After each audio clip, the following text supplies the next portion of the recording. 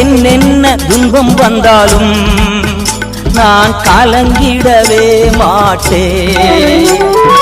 என்னென்ன துன்பம் வந்தாலும் நான் கலங்கிடவே மாட்டேன்.